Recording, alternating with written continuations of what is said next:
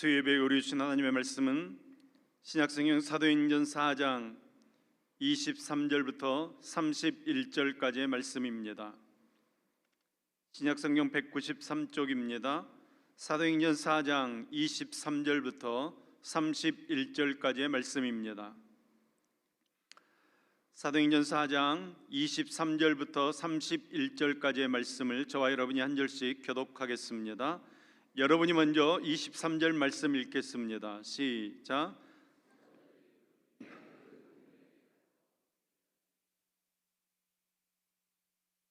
그들이 듣고 한 마음으로 하나님께 소리를 높여 이르되 대주제여 천지와 바다와 그 가운데 만물을 지으신 이시요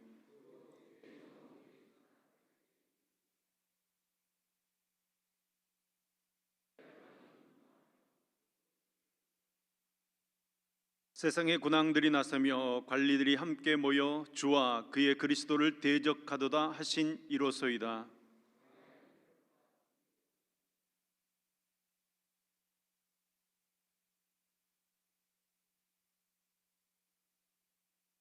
하나님의 권능과 뜻대로 이루려고 예정하신 그것을 행하려고 이 성에 모였나이다.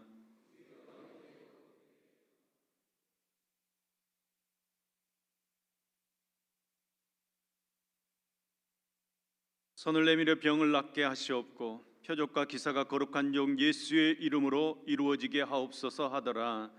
빌기를 다하며 모인 것이 진동하더니 무리가 다 성령이 충만하여 담대히 하나님의 말씀을 전하니라. 아멘. 같이 한번 기도하겠습니다. 우리와 함께 하시는 주님, 모든 시험과 환난을 능히 담당하여 주시옵소서. 어느 곳에서 무엇을 하든지 작은 예수가 되어 주님의 향기를 바라며 구원의 복음을 증거하는 성도들 되어지도록 붙잡아 주시옵소서. 주님의 자녀들의 가정과 사업장, 직장 모두 다 간섭하여 주시옵고 주님의 교회와 권속들 어려움 없도록 늘 채워 주시옵소서. 연약한 성도들 질병에 걸리지 않도록 어둠의 세력들을 물리쳐 주시며 늘 주님을 사랑하며 범사에 감사하고 깨어 기도하는 삶을 살게 하여 주시옵소서. 오늘도 우리가 주님의 말씀 앞으로 나아갑니다. 하늘로부터 임하시는 주님의 말씀으로 우리를 새롭게 하여 주시옵소서. 우리에게 주실 말씀을 기대합니다. 주님의 말씀을 받아들이도록 우리의 마음을 준비해 주옵소서. 우리를 잠잠케 하옵시고 주님의 말씀만이 들려지도록 역사하여 주시옵소서. 들려지는 그 말씀에 우리가 아멘하게 하시고 그 말씀 따라 복받는 능력의 삶 살도록 붙들어 주시옵소서. 우리에게 말씀하여 주시는 예수님의 이름으로 기도합니다. 아멘. 베드로가 오순절 성령 강림의 역사를 경험하고 난 후에 사람이 바뀌었습니다. 많은 사람 앞에 나가서 예수님을 증언합니다. 광장에서 예수님을 전하는 것입니다. 베드로가 말씀을 전했을 때 3,000명이 세례받는 엄청난 역사가 일어났습니다. 베드로가 초대교회 당시 아주 라이징 스타로 급부상했습니다. 한 번 복음을 전해서 3,000명이 그날에 믿었다는데 그냥 불의 사자, 능력의 사자가 나타난 것입니다. 설교의 능력만 달라진 것이 아닙니다. 베드로와 요한이 성전에 기도하러 올라가는데 나면서부터 걷지 못했던 안진뱅이를 위해서 기도했더니 이 안진뱅이가 일어나서 걷고 뛰기까지 했다는 것입니다. 사도행전 3장 8절 말씀입니다. 뛰어서서 걸으며 그들과 함께 성전으로 들어가면서 걷기도 하고 뛰기도 하며 하나님을 찬송하니. 놀라운 일입니다. 여러분, 설교했더니 3,000명이 예수 믿게 되었고 기도했더니 태어나면서부터 걷지 못했던 안진뱅이가 일어서서 걷기도 하고 뛰기도 하고 하나님을 찬송했다는 것입니다. 이 정도면 초대교회 당시에 아주 떠받들여지고 주변 사람들에게도 인기 절정의 스타가 되었을 것입니다. 그런데 베드로와 요한에게 어떤 일이 일어났습니까? 제사장들과 사두개인들에 의해서 그들이 붙잡혀 가게 됩니다. 사도행전 4장 1절에서 3절까지 말씀입니다. 사도들이 백성에게 말할 때에 제사장들과 성전 맡은 자와 사두개인들이 이르러 예수 안에 죽은 자의 부활이 있다고 백성을 가르치고 전함을 싫어하여 그들을 잡음에 날이 이미 저물었으므로 이튿날까지 가두었으나, 이들을 싫어하는 사람들이 나타났습니다. 그들을 잡아서 이튿날까지 가두어 두었습니다. 복음을 전해서 예수 믿고 세례받은 사람들이 3,000명이나 되고 기도해 주어서 걷지 못한 사람이 걷기 시작했는데, 이것을 싫어해서 예수님이 전파되고 예수님의 이름으로 그런 능력의 역사가 나타나는 것을 싫어해서 그 일을 하지 못하도록 그 사람들을 붙잡아 묶어서 가두어 두는 것입니다. 그리고 나중에 그 사람들을 풀어주면서 이렇게 경고합니다. 사도행전 4장 18절 말씀입니다. 그들을 불러 경고하여 도무지 예수의 이름으로 말하지 말고 가르치지도 말라 하니. 위협입니다. 협박입니다. 만약에 정부에서 이렇게 권고했음에도 불구하고 또다시 예수의 이름으로 가르치고 설교하고 예수의 이름으로 기도하면 가만히 안 놔두겠다는 것입니다. 성령 충만하기 전에 베드로였다면 그러고 조용히 알겠습니다 그러고 그냥 자기 집으로 돌아갔을 것입니다. 그런데 베드로가 어떻게 했습니까? 이렇게 위협받고 경고받고 협박받았음에도 불구하고 조용히 자기 집으로 숨어 들어간 것이 아닙니다.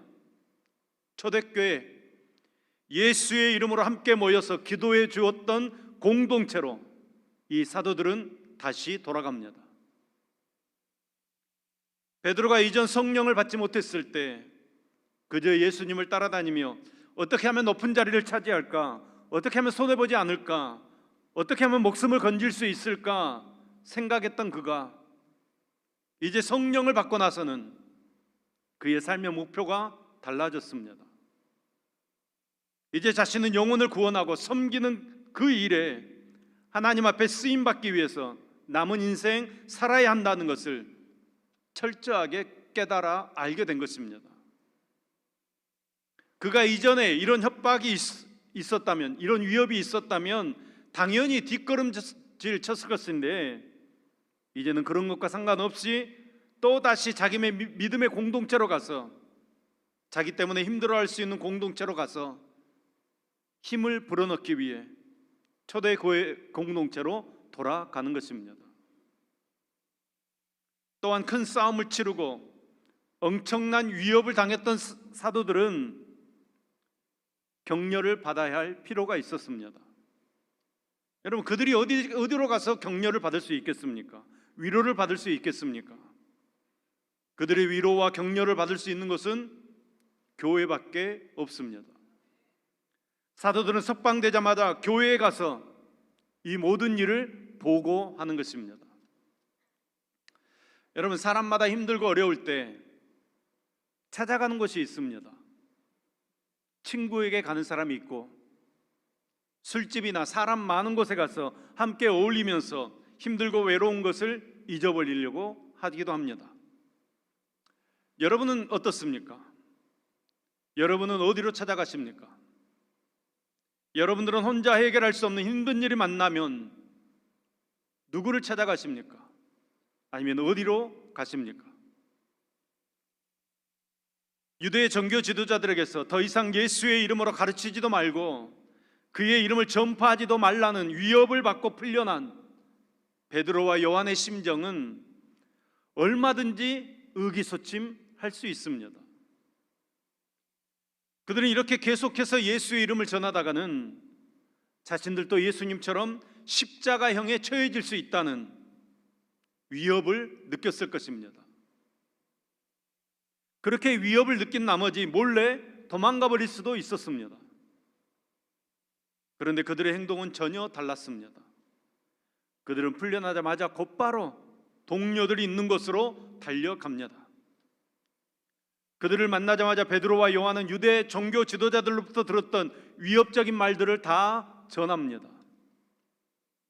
그들에게 두려움과 떨림이 있었지만 자신들의 마음의 위로와 평안을 얻어서 새로운 힘을 얻을 수 있는 것은 오직 믿음의 동료들 뿐이라고, 이 교회뿐이라고 생각했던 것입니다.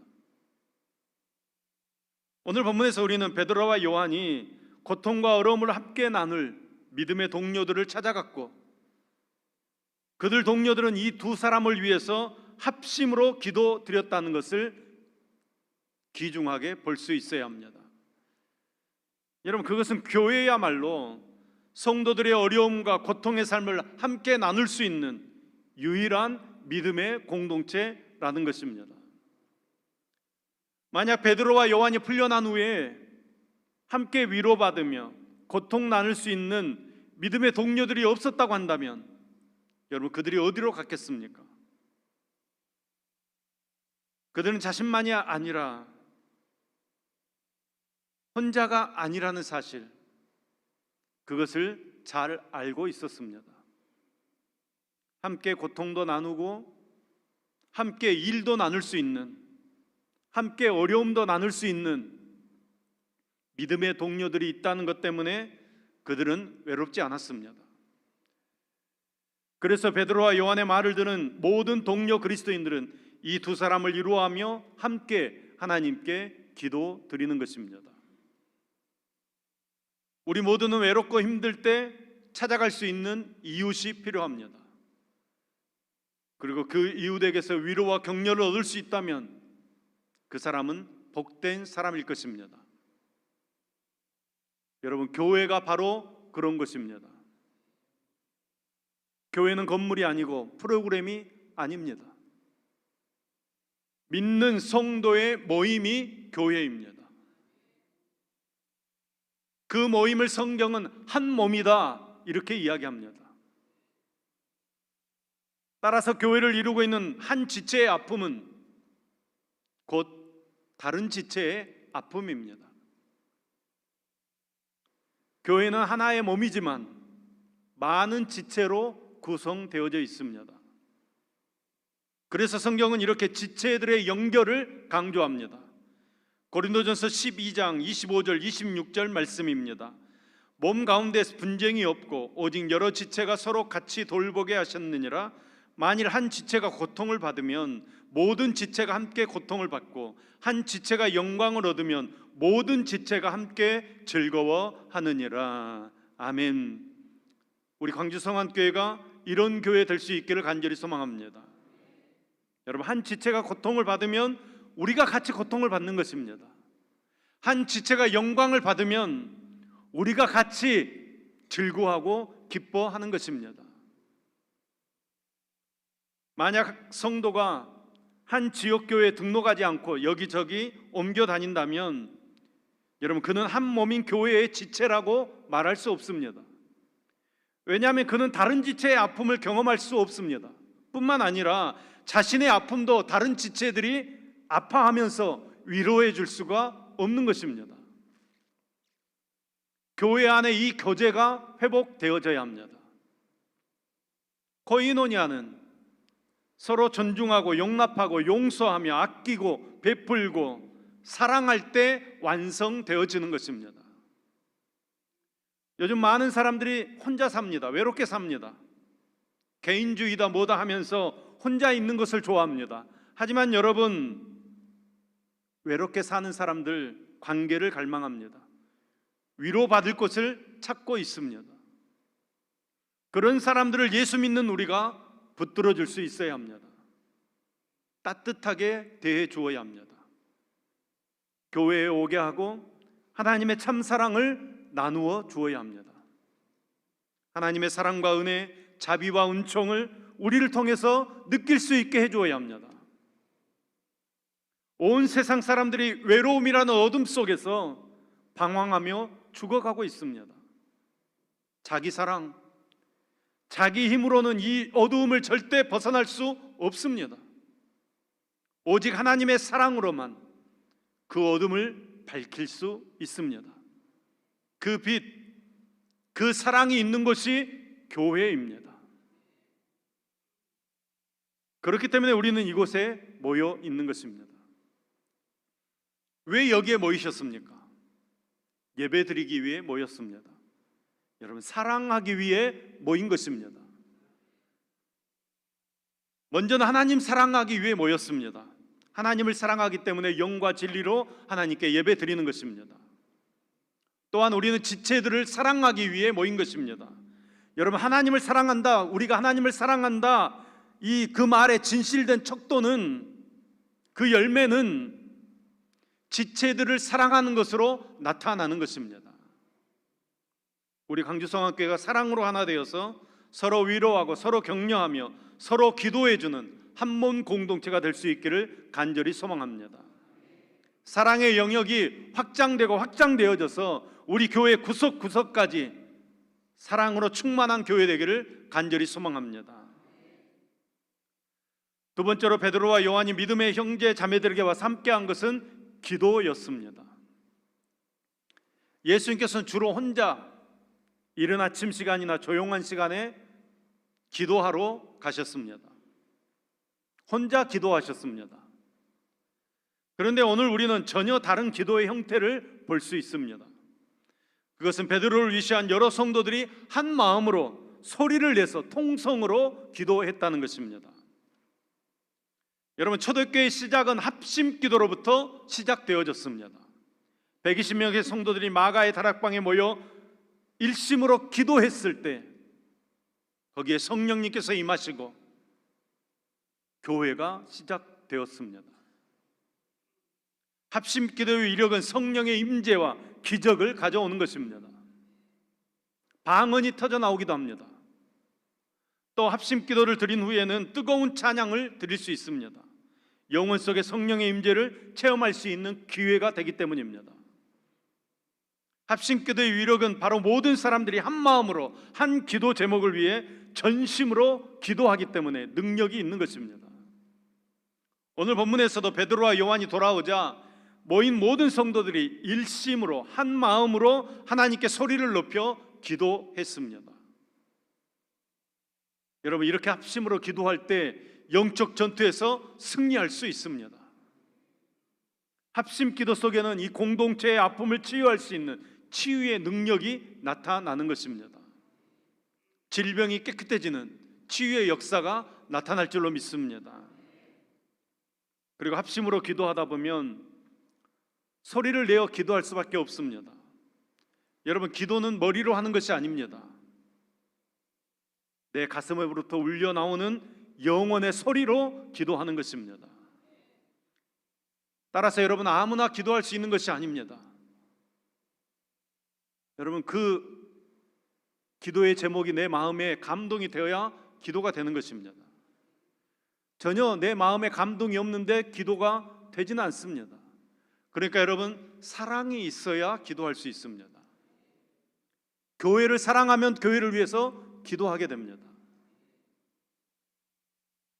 성도들을 사랑하면 성도들을 사랑하기 때문에 그 마음 가지고 기도할 수 있는 것입니다. 처음에는 그냥 기도할 수 있습니다. 그런데 여러분, 기도에 불이 붙으면, 같이 기도하다 보면 큰 소리로 기도할 수밖에 없습니다. 오늘 본문에 나타난 이 성도들의 상황도 이후로는 예수에 관하여 말도 하지 말고 전하지 말라는 위협을 받았습니다. 협박을 받았습니다. 여러분, 그냥 기도할 수 없습니다. 한 마음으로 소리쳐서 기도했다는 것입니다. 어떻게 조용하게 기도할 수 있겠습니까? 협박받고 위협을 받았는데, 하나님 우리 좀 살려주세요. 하나님 우리에게 능력을 주세요. 울부짖어 기도했을 것입니다. 성도들 가운데 간혹 기도 응답을 받지 못하는 분들이 있습니다. 많은 이유가 있겠지만 그 중에서 중요한 요인 중에 하나가 바로 이처럼 울부짖어 기도하는 간절함이 없다는 것입니다. 기도자의 마음 상태가 절박한 상태가 아니라는 것입니다. 그가 주님의 도우심 없이는 그냥 삶이 끝이라는 이런 절박한 위기의식을 가지고 기도해야 되는데 그런 생각 없습니다. 하나님 들어주시려면 들어주시고 마시려면 마십시오. 여러분, 그렇게 기도하는데 왜 하나님께서 절박하게 나서서 응답하시겠습니까? 여러분, 사도행전에 나타난 성령의 위대한 역사는 벼랑 끝에 서서 위기의식을 가지고 합심하여 소리 높여 기도할 때 역사가 일어났습니다. 이런 기도의 힘은 초대교회를 핍박과 환란으로부터 보호하는 유일한 힘이었습니다. 교회가 기도 없이도 얼마든지 많은 프로그램들을 실행할 수 있습니다. 그러나 기도의 능력이 빠진 그런 프로그램을 통해서는 아무런 영적 사건이나 변화가 일어나지 않습니다. 우리가 교육에 의존하게 되면 교육이 할 수 있는 결과들을 도출해낼 것입니다. 우리가 조직이나 기구에 의존하게 되면 그 조직이나 기구가 할 수 있는 것들을 우리는 얻게 될 것입니다. 그러나 우리가 기도에 의지하게 되면 우리가 하나님이 하실 수 있는 것들을 하실 수 있을 줄로 믿습니다. 저는 우리 강주성안교회가 이런 기도의 힘으로 하나님께서 우리 교회에게 맡겨주신 사역을 능력으로 감당하는 교회 될 수 있기를 간절히 소망합니다. 성령의 능력을 체험한 사람, 자신의 아픔과 고통을 믿음의 성도들에게 가지고 나와 함께 나눌 수 있는 사람, 그리고 마음과 뜻을 합하여 일심으로 기도하는 가운데 우리 강주 이 신창 지역의 변화의 사명을 감당하는 우리 강주 성안교회 될 수 있기를 예수님의 이름으로 축원합니다. 그렇다면 여러분, 예루살렘 교회 성도들이 이렇게 하나님을 절대적으로 신뢰하며 기도할 수 있었던 이유가 무엇입니까? 그 비밀 첫 번째는 하나님을 아는 지식에 있습니다. 여러분, 이것이 그리스도인의 가장 핵심적인 신앙의 본질입니다. 여러분, 하나님을 아셔야 합니다. 하나님을 아셔야 합니다. 머리로만 아시지 마시고 여러분의 삶으로 하나님을 알 수 있기를 소망합니다. 하나님의 능력이 우리 가운데 부어지기를 소망합니다. 여러분, 우리가 하나님을 경험하지 못했기 때문에 기도하지 않는 것입니다. 내가 기도했을 때 응답받는 경험이 있으면 당연히 기도하게 됩니다.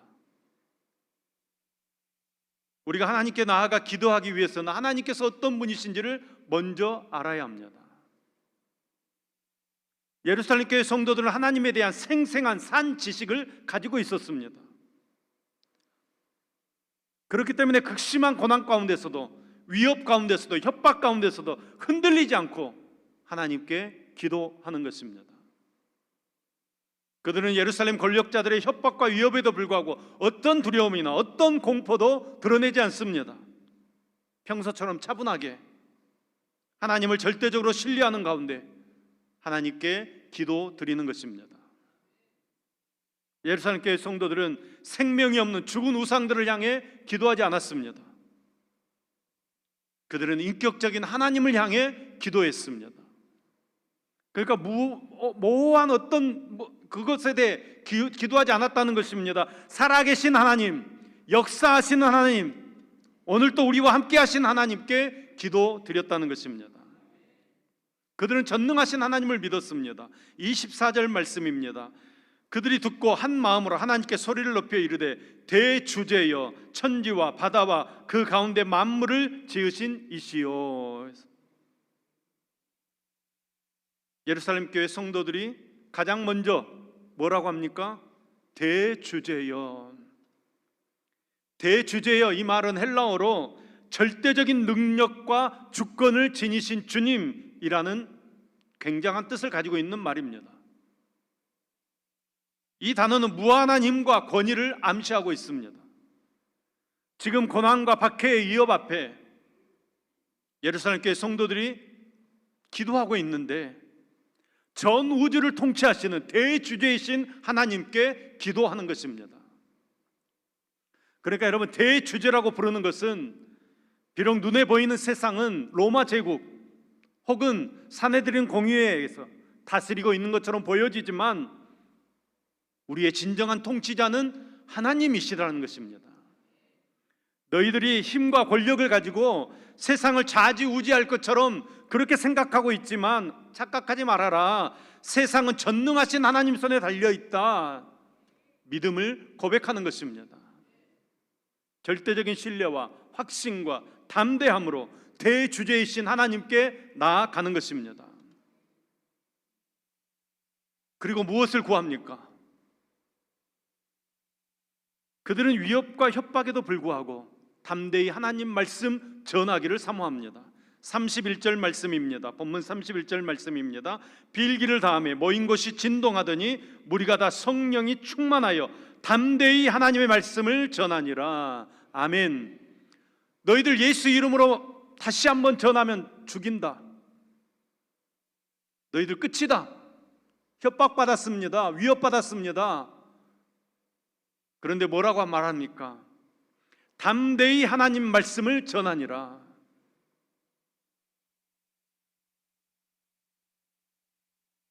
세상은 우리를 넘어뜨릴 수 없습니다. 우리는 하나님의 손에 있습니다. 담대히 하나님의 말씀을 전하는 것입니다. 사랑하는 여러분, 큰 고난, 큰 핍박이 있습니다. 베드로와 요한은 벌써 감옥에 잡혀가서 매를 맞고 나왔습니다. 지금도 위협을 받습니다. 다시 복음 전하면 또 끌려 들어가서 매 맞을 것이 뻔합니다. 어쩌면 목숨을 잃을 수도 있습니다. 그렇지만 그들은 자신들에게 당면한 문제를 해결하려고 대책회의하지 않았습니다. 이 고난과 위기를 벗어나게 해달라고 기도하지 않았습니다. 아마 우리들 같으면 하나님, 우리가 당하는 이 핍박 돌아보시고 이 핍박에서 우리를 구원해 주십시오. 저 사람들 다 좀 멸해 주십시오. 이렇게 기도할 것입니다. 그렇지만 그들은 그렇게 기도하지 않습니다. 특별히 그 사건 자체에 변화가 있기 위해서 기도하지 않습니다. 환경이 달라지기를 위해서 기도하지 않습니다. 그들은 자신이 처한 환경 그대로를 수용합니다. 오로지 주어진 그 환경 속에서 그리스도인으로서 어떻게 살아야 할 것인가, 그것에 대해서 기도하는 것입니다. 그래서 그들은 자신들의 생명이 위협받을 수도 있는 이 급박한 상황 가운데서 담대히 하나님 말씀 전하게 해달라고 기도하는 것입니다. 하나님께서는 그들이 기도하던 장소를 진동시켜 주셨습니다. 그리고 성령의 충만함을 받은 그리스도인들은 담대하게 하나님의 말씀을 증거하는 것입니다. 전파하는 것입니다. 극심한 핍박으로 교회 공동체를 와해시키려고 했을 때 여러분, 그리스도인들은 어떻게 했습니까? 하나님께로 향했습니다. 그리고 기도하는 가운데 세상이 원래 그렇다는 사실을 깨닫는 순간 그들은 자신들의 믿음을 더욱 굳게 했습니다. 그리고 그들은 담대하게 하나님의 말씀을 증거했습니다. 이것이 바로 참된 그리스도인됨의 표지입니다. 따라서 우리도 베드로와 요한처럼, 예루살렘 교회 성도들처럼 어떤 핍박이 다가오고 어떤 어려움이 있더라도 하나님께서 우리와 함께 하실 줄로 믿고 하나님의 뜻을 구하며 하나님의 영광으로 나아가는 정말로 멋진 그리스도의 삶을 사는 저와 여러분 될 수 있기를 예수님의 이름으로 축복합니다.